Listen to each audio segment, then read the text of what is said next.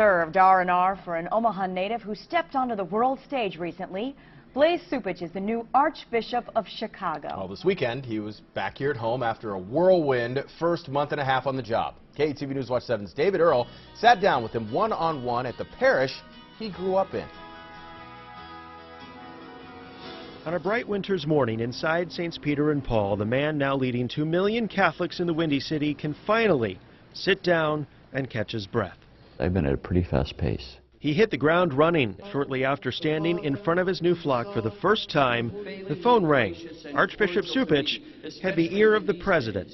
In fact, it was a week after my installation, and so the time was set, and it gave me an opportunity to talk to him about a number of things, and he was very gracious. They talked immigration. The Catholic leader wants a better pathway to citizenship for millions of the undocumented. We have to do it in a way that's just and fair, but right now the present policy has split up families.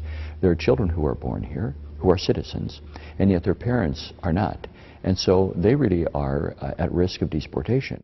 Cupich should know a thing or two about the topic. His own grandparents were Croatian immigrants in South Omaha, streets he still walks when he's back in town. There's a resiliency to people who live here. They're maybe knocked down, but they get up again. It's the home of new immigrants, and I think maybe my grandparents would be pleased by that. His appointment as Archbishop has pleased many. Yay for Chicago. What a blessing to have him. He's a great man. People stop him in the airport, excited for him and the man who gave him the job. They do bring up the impact the Pope is having on them, and I think that that's really I think very encouraging to all of us. It makes my job a lot easier when that is happening. Like Cupich, Pope Francis has made headlines and energized many in the Catholic Church. The Holy Father not afraid to tackle tough topics, recently blasting church officials at a Christmas gathering, saying Vatican leaders suffer from spiritual Alzheimer's, partake in the terrorism of gossip, and have a pathology of power. This is a message for all of us, for any organization or any business, because those ailments, diseases as he also calls them, really infect any kind of social network of people. He is calling people to a real conversion about how they're living their life. Cupich leads by example. He shunned the traditional mansion for Chicago archbishops, living instead right in the rectory at Holy Name Cathedral.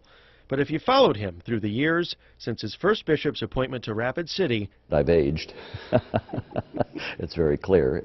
Either that or they airbrushed out all the gray hair, one of the two. His humble approach would come as no surprise. It's been an important, 16, 17 years since I was named a bishop.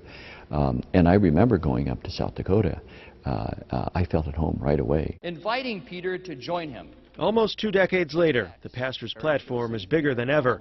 But at the end of this conversation, Cupich made a point to say he doesn't feel any different. Even 500 miles away, he still feels connected to the intersection of 36th and X Streets. I'm better at being the Archbishop of Chicago because I did grow up in South Omaha. That's the way I would put it. In Omaha, David Earl, KETV News Watch 7.